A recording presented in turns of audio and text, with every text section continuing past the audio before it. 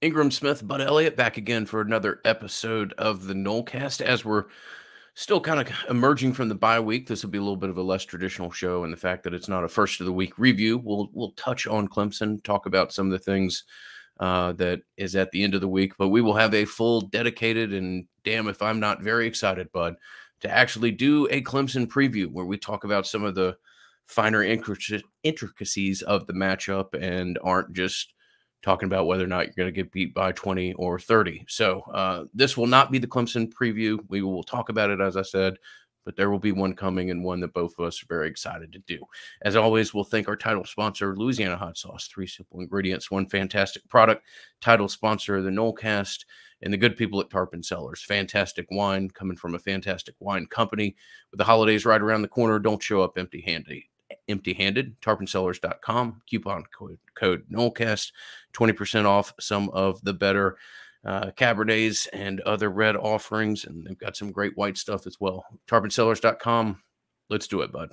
All right, man, let's do this thing. So I texted Ingram some notes. He texted me some. Man, you know, the one thing, obviously this is kind of my first chance to offer thoughts on UMass, and the one thing we said wouldn't happen was UMass would not turn the ball over in a goal-to-go situation. They were number 1 in the country at that point. And look what happened, man. UMass turns the ball over in that goal-to-go situation. You know, I thought FSU was fairly crisp overall. They had a couple sloppy things, but overall, like if they spent that bye week and this UMass prep week working some UMass, because you don't want to reinforce the bad habits of Jacksonville State where you lose to, you know, to a team like that.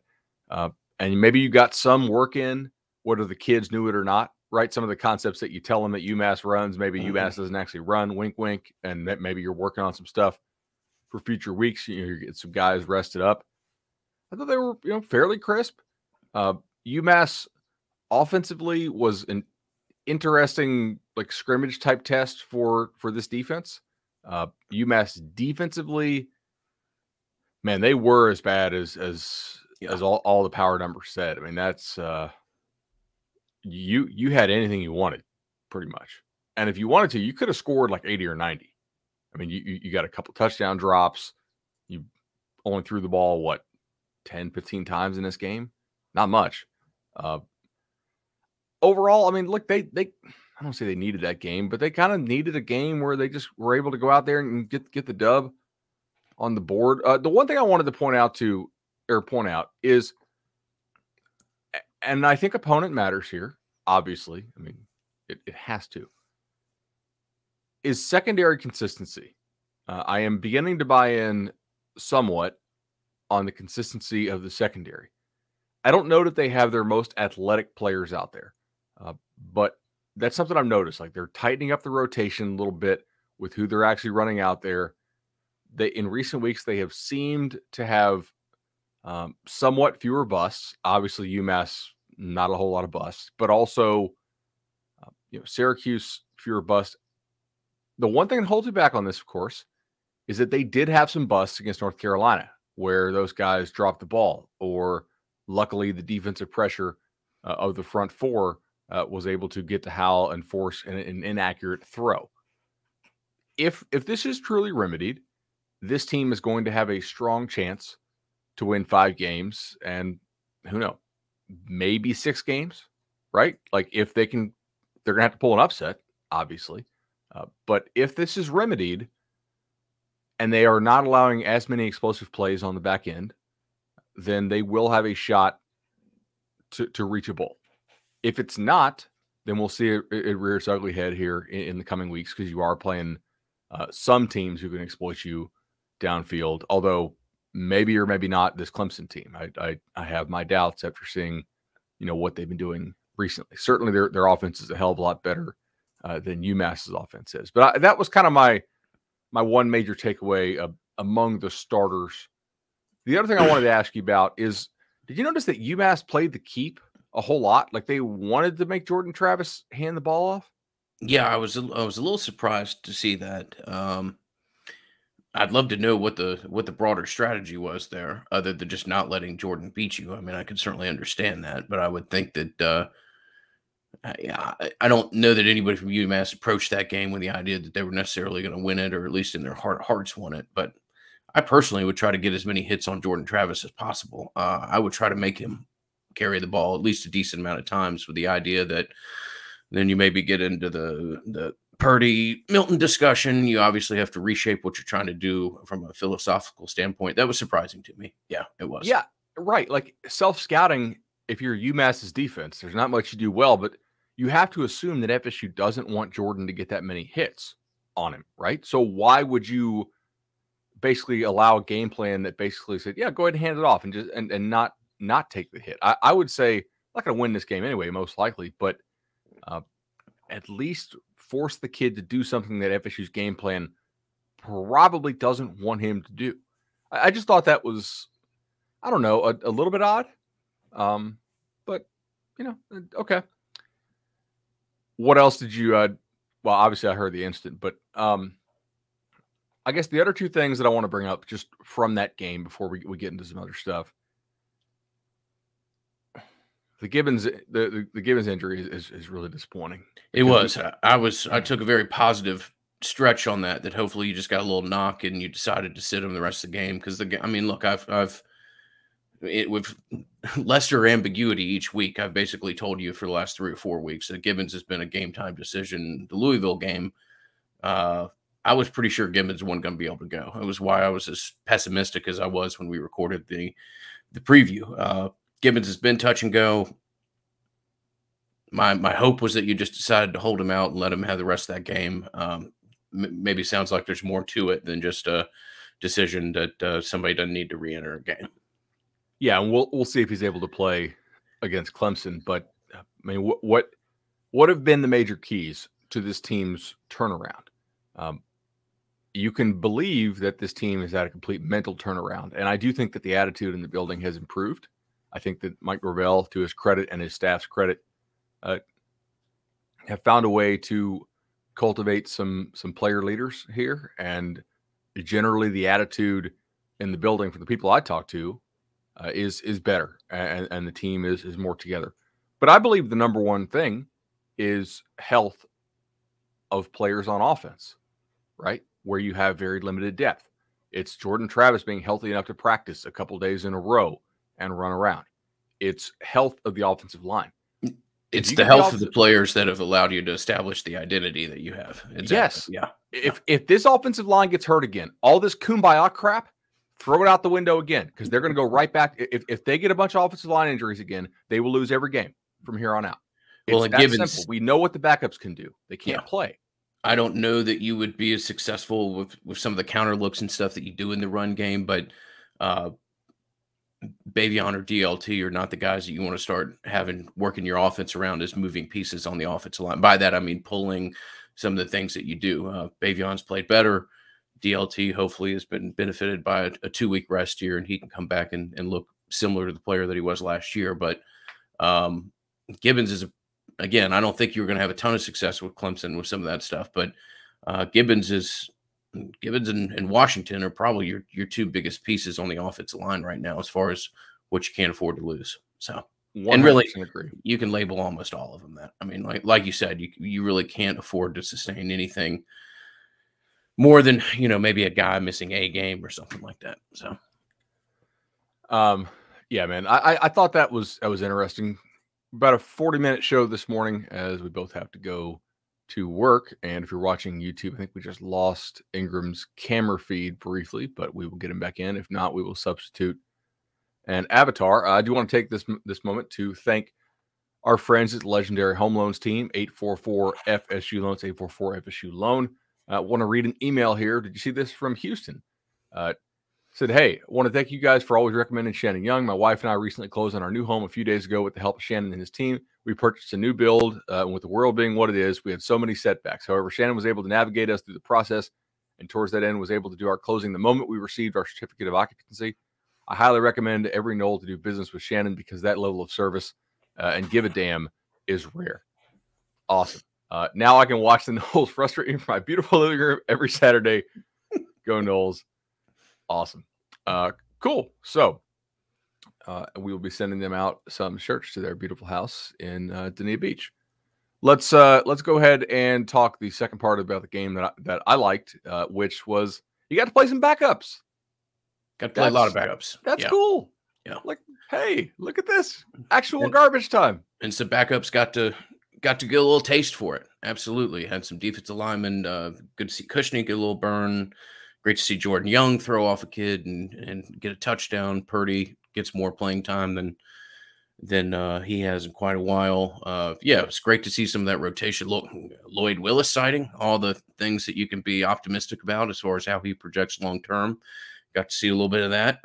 But yeah, it was great to see as much rotation as there was. So, man, I'll tell you what, Purdy threw the ball better than I thought he would. That's encouraging. He's still got an interesting throwing motion. It is, but when it gets out of his hand, it's got some nice zip on it. That was encouraging. Yeah. Yeah. I mean, that is encouraging. Like it's granted, it's UMass. So I'm really just looking at like what Purdy does physically, because again, he gets a better look from FSU's backup defense in practice than UMass. And especially because UMass had some of its own backups in at the time. So all you can really do is judge him based on like, how did they operate the offense? One thing that I will say, if you want to look at like how well is a team coached, this is a very minor thing, but it may be indicative of how much they coach up and down the roster. When you get the second team and the the scrimmage squad in there, it doesn't look like a total cluster, right? You know those guys are being coached hard in practice as well. They didn't come in and have a million penalties. You know what I mean? Like they came in and they looked, maybe cohesive isn't the right word, but competent, right? Like they look like they were guys who have repped this stuff in practice before. And I think that's not a tiny thing. Okay, maybe it is a tiny thing, but it's a tiny thing that I'm choosing to read into a little bit. Something else I think you should read into are guys who have been on this roster for 2 or 3 years who still didn't get into the game. Go look at the participation report there, right? I don't know, man. You want to try to guess like who won't be on this roster next year? I don't know. I don't know if some of these guys maybe were hurt or had a good or bad week of practice. But go look at the participation report and tell me, guys. Seminoles.com has the participation report for games played so far this year, right? DJ Lundy, obviously, and all those guys lead the way with 7 because FSU has played, 7 games? Yeah. Yep. Now, guys on this roster who have not played any games. J.L. McCluster, 0 games, according to Seminoles.com. Jadarius Green McKnight, has he really played in 0 games? Wow. I thought for sure he had gotten in at some point, but apparently not. Who else here? Kobe Gross, obviously Byron Turner, Patrick Payton. A couple of those guys are true freshmen. George Wilson, obviously. Did Rod Orr get in? I thought I remembered seeing Orr in with the Willis group. I could have been wrong on that. Maybe did. I'm trying to remember now. I thought I did. Yeah, but they may need to update this participation report a little bit more fully. But I don't think that I saw Green McKnight and McCluster in there on defense. But you did see some younger kids in those spots. Just saying, it's worth noting. Okay, some other stuff I wanted to go over here. And I don't know, how much did you get to watch some of these games this weekend? I got to watch a good bit of them on Monday morning when I do upon further review on Cover 3. And so I didn't get to talk about these games, but I did go back and watch them. I was watching a lot of baseball at the same time, but I certainly saw the Miami NC State game. I mean, I had an awful lot of that on. I was very happy to see the Braves beat the Dodgers there. Had a little rogue number that I picked off on the Braves to win the NLCS about a month ago. You did. So. We had even talked about this. I completely forgot about that. Congratulations, sir. Yeah, Bud's been a Braves fan for about a month now, and good for you. Good for you. That was it. Paid for the baby moon. All right. So, as somebody who got a very good number on NC State and was allowed to get down a good bit, I was pretty annoyed by that game. Devin Carter, NC State receiver. Two, let's call them, if not touchdowns, like long pass plays, right in your hands, nobody around you, dropped. Devin Carter targeted 6 times, 1 catch, 13 yards. Win probability added, negative 18%. It is hard. It is hard for a receiver to have negative 18% win probability added, but he pulled it off. Without a turnover. I've never heard a stat like that. That is wow. Okay. Wow. That's a fairly big deal. So if you want to say, should Miami have won that game? In some aspects, yeah. In some aspects, I don't know. Nobody was really around that kid when he dropped those 2 balls. I felt really bad for him because he obviously nobody's around him. I do have some takeaways from this game though. NC State is already without Cyrus Fagan, who was playing okay for them. They are out without Peyton Wilson, who I think we would maybe argue about the best linebacker in ACC, but would not argue one of the best linebackers in ACC. And now they are without Moore, their other starting linebacker for the rest of the year. So now both of their linebackers, veteran experience, good players, are done for the year, as is one of NC State's starting guards. So other teams do suffer injuries too. I think FSU's injuries kind of came more in a cluster to start the year and at a spot they couldn't afford. But in watching this thing, man, I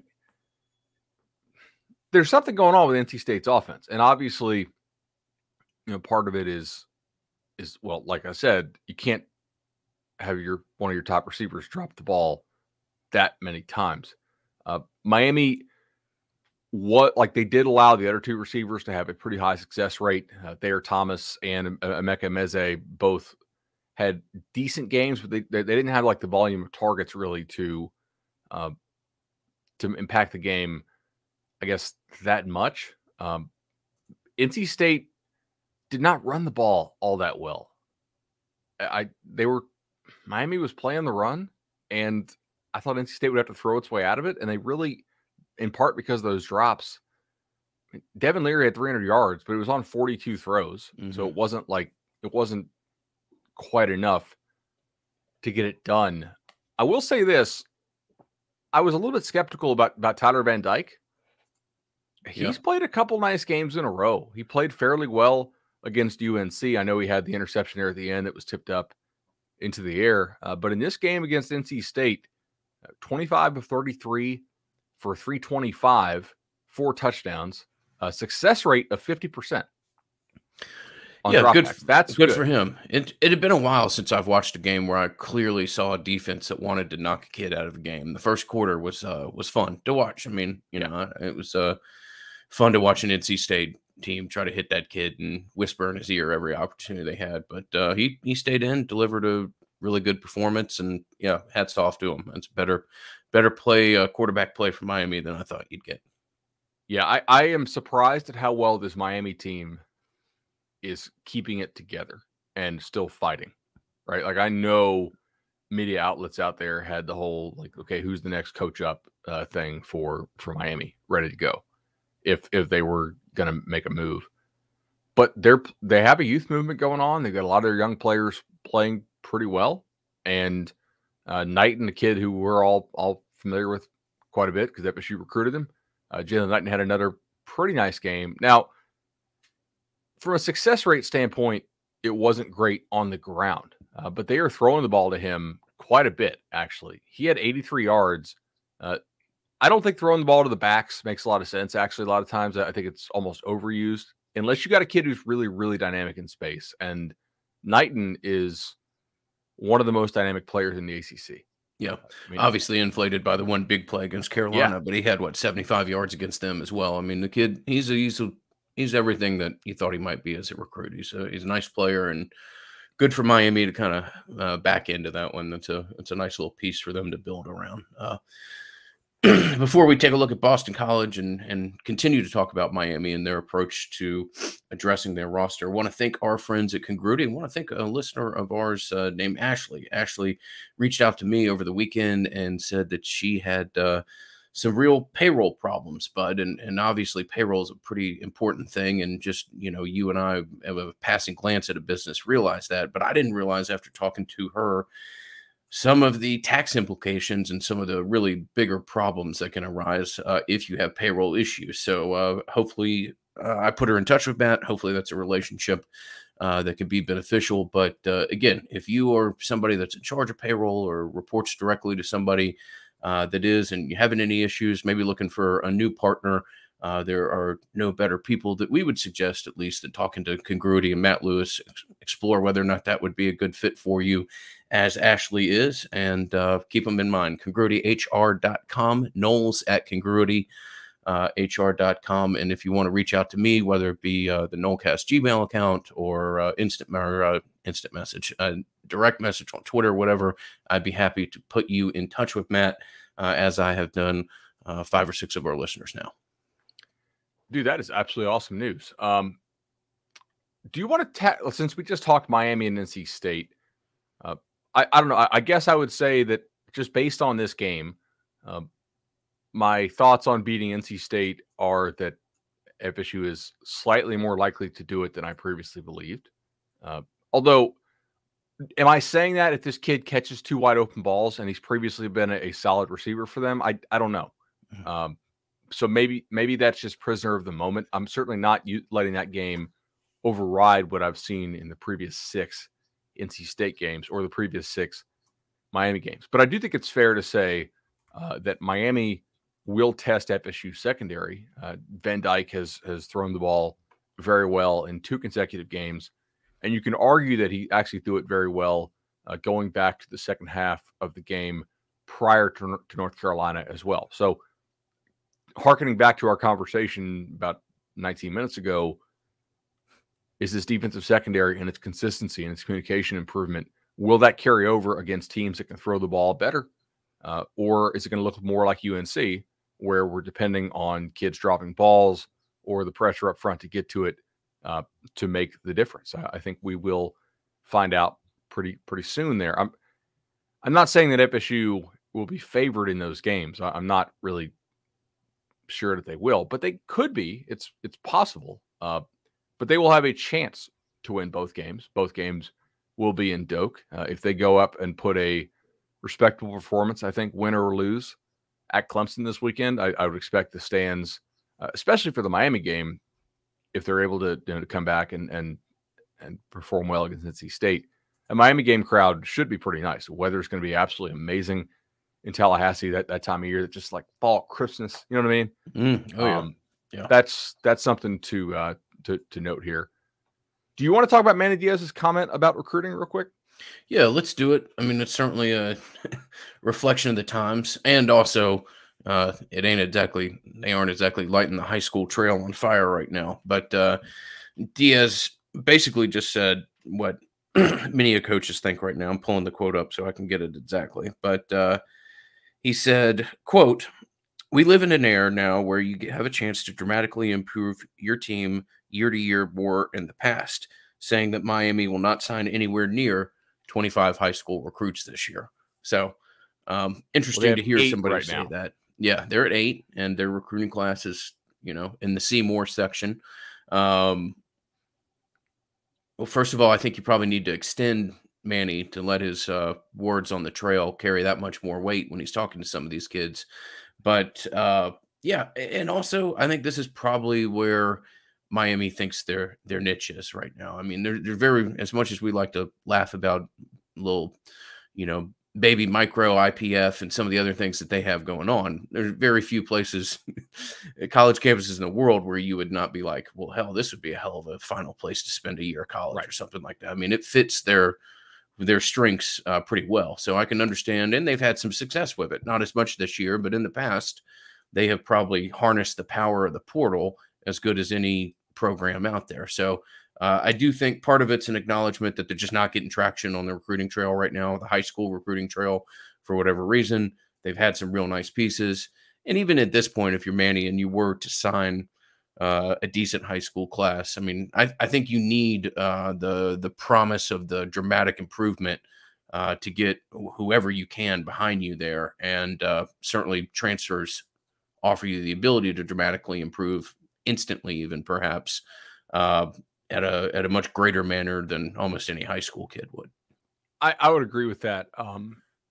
I mean, look, Miami fans will tell you, and they're correct here, factually correct, that they have a better blue chip ratio in their class right now than Florida State does. Right? They have five blue chips and three non. FSU has what, 6 and 7. Florida fans will tell you the same thing.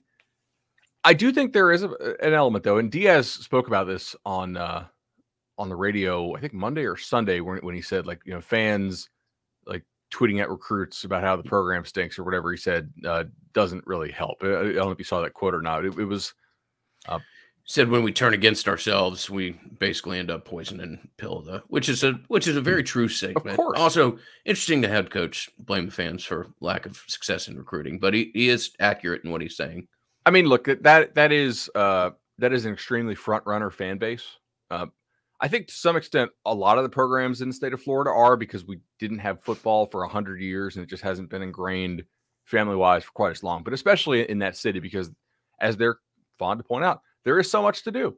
A lot of options. A lot of options. And so that leads to a naturally sort of front running fan base there. This is to FSU's benefit, I think, if they can take advantage of it. Florida had another decommitment, I believe. What was it? Yesterday? Or last night. Julian Humphrey, Texas corner, backed off his commitment to the Gators. So FSU right now, like, they are not recruiting to the level that's going to win them a national title, but they are recruiting better than they have in a couple of years. The relationships seem to be lasting. They have what do they have? About 7 weeks until the early signing period gets here. That's still a decent amount of time. Got to hold on. But if they can get another nice win or two down the stretch, maybe 3, 3 would be wild. Then they may have something here. This is to their benefit, certainly.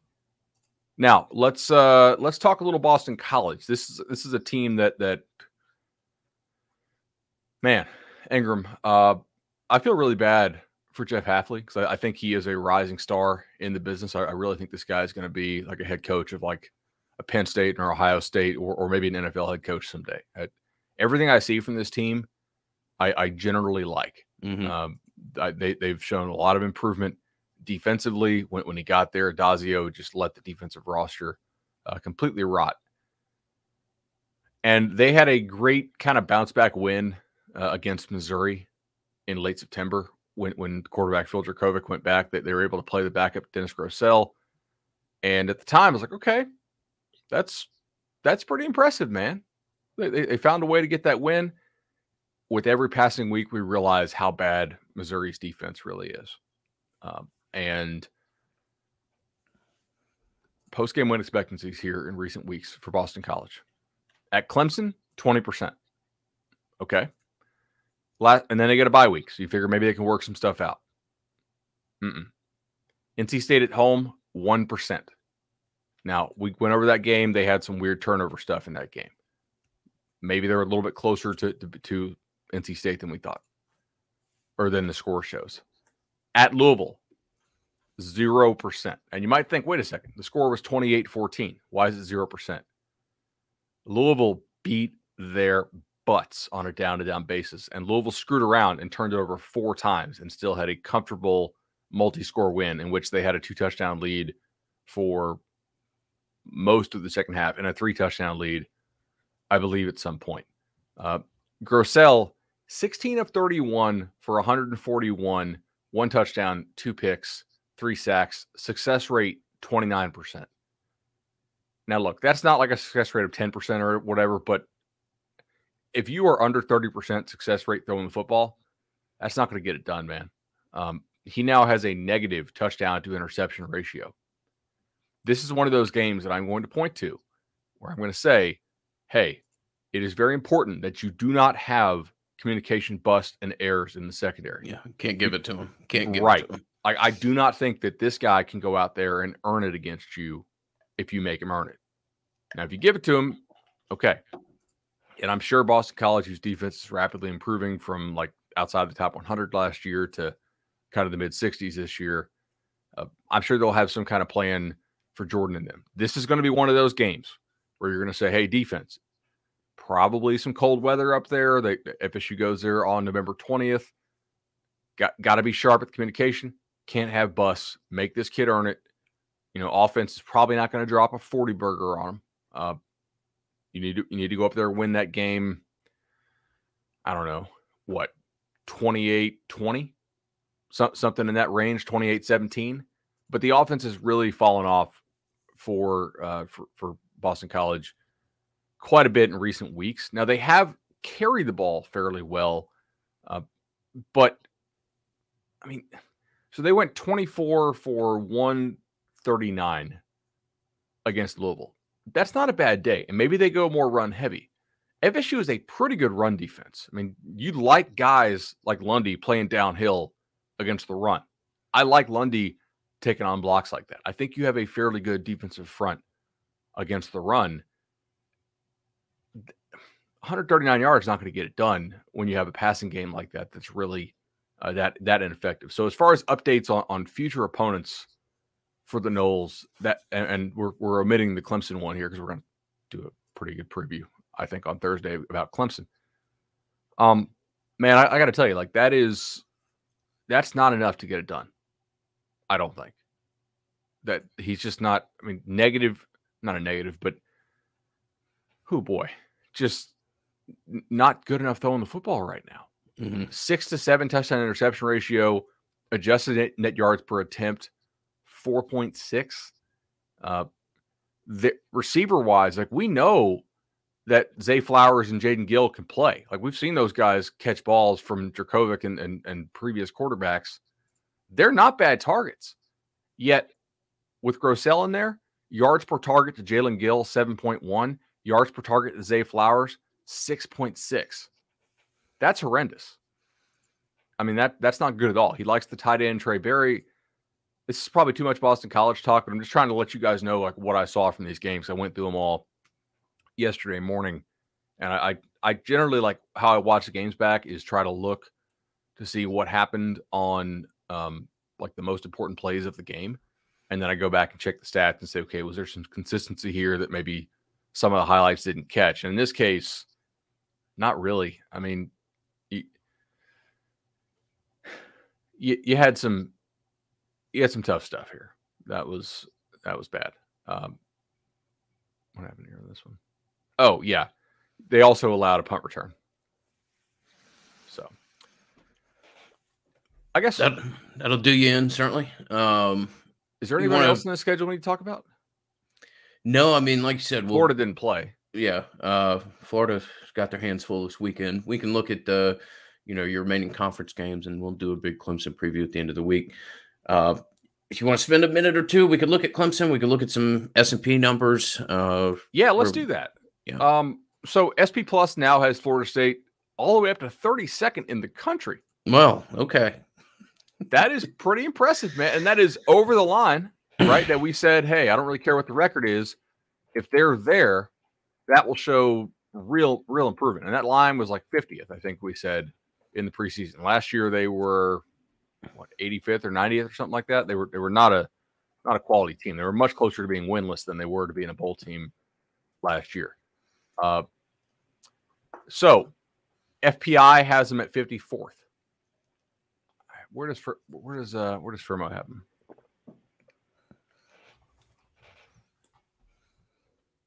Pull it up here real quick. He has them at oh man, they changed the site. Okay, here we go.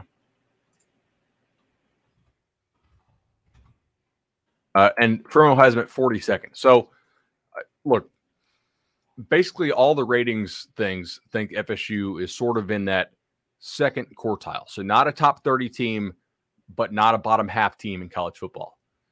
I would agree with that standpoint, right? They are not a bottom half team in college football. They are also probably not in the upper quartile of all college football teams as far as their season-long performance.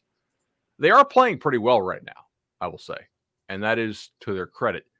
However, this thing looks at all of the inputs, which means like the Jacksonville State game still counts, as does the Notre Dame game. And Notre Dame was played at a time when I think Notre Dame was probably healthier than it has been all year.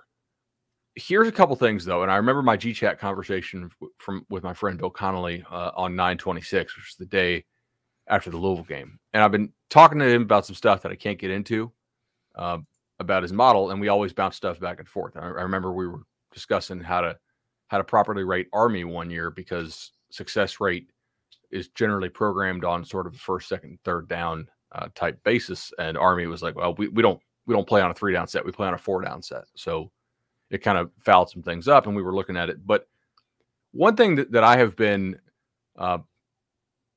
I think that some stuff I can't say. Okay. I was telling him that I think that the system is overweighting the second halves against Wake and against Louisville because of how those opposing staffs play those games. Right? And speaking back to Florida State here? Correct. Yes. Yeah. For instance, his model has a post-game win expectancy of 73% for FSU against Louisville. Yeah. I don't think so. Right. I personally, that now, because FSU stats in the second half were not technically within the definition of garbage time. Right. This is where like a computer model can't fully capture. It's much better than any kind of human model out there as far as capturing the entire country. I think that a couple things to take away here. First of all, here's the post-game expectancies in these games. Tell me which ones to you stand out, right, as maybe being correct or not correct. So Notre Dame, 36%, Jacksonville State, 47%, the Wake Forest game, 52%. Okay. Do you feel like FSU was more likely to win that Wake Forest game than not? That one surprises me. Yeah, and I get it because some of the fluky turnovers and that type of stuff, they were probably closer than maybe the score indicated. But I don't know that I fully buy what the computer system is seeing here. Louisville, 73%. I definitely don't think FSU was 3/4 likely to win that game. Syracuse, 45%. So, were you lucky to win that game? Possibly. North Carolina, 84%. That one I think is bang on. Mm-hmm. FSU physically beat them pretty damn well. Yeah. And then UMass, 100%. So here's what I do like, though. Directionally, they're ranking by week, right? Like each week, what was their SP Plus rating? 50, 49, 64, 69, 73. That was after week 4. Then 63, 55, 50, 32. What we're seeing here is that Wake Forest continues to win, despite the fact that Wake is crazy banged up on defense right now. I do think Wake will drop a game because, I mean, they are just so banged on defense. Syracuse has continued to win. They went on the road and beat Virginia Tech. Louisville has continued to win, or at least look good. Notre Dame has continued to win. So your schedule strength to date continues to improve, and the system is saying, hey, with each passing week, some of these results look better. I just can't get there with them being 32nd right now. In my own personal power ratings, in which I blend together a couple systems, I have them 41st, which I think is like that's still sort of in that second quartile. That's still a good football team. Yeah. Maybe I'm too slow to react on this. It's possible. I just can't get there with specifically with the game score, post-game game score type thing, not the actual score of the game with the Wake and Louisville one. But I just figured I'd explain how they got the 32nd right there. It's 2 dominant wins in recent weeks. It's all of the teams you've played so far continuing to win and look pretty good, or at least not looking bad. And, some of the garbage time stuff. It actually has FSU favored in 3 of their 5 remaining games. I'll take it. Now barely. It also has them as a dog of 14 points to Clemson, despite the fact that it has downgraded Clemson in a pretty major way, and a dog of 13 points in the Swamp. Yeah. I would have Florida as a bigger favorite over FSU than Clemson as a bigger favorite over FSU, I think. I think Florida can score. Clemson, I don't know, we got a couple minutes here. Clemson could implode. It's possible. Yeah. Their defense doesn't seem to be imploding at all, but defense doesn't seem to be, but they certainly have the trappings of a team that's kind of teetering. I mean, when you're, and this is just a one-off play, and I'm not trying to make more of it, but when you got guys on defense that are, more interested in flexing on a guy with 3 minutes left when they're down by 10 and ended up getting a personal foul thrown rather than trying to get the ball back.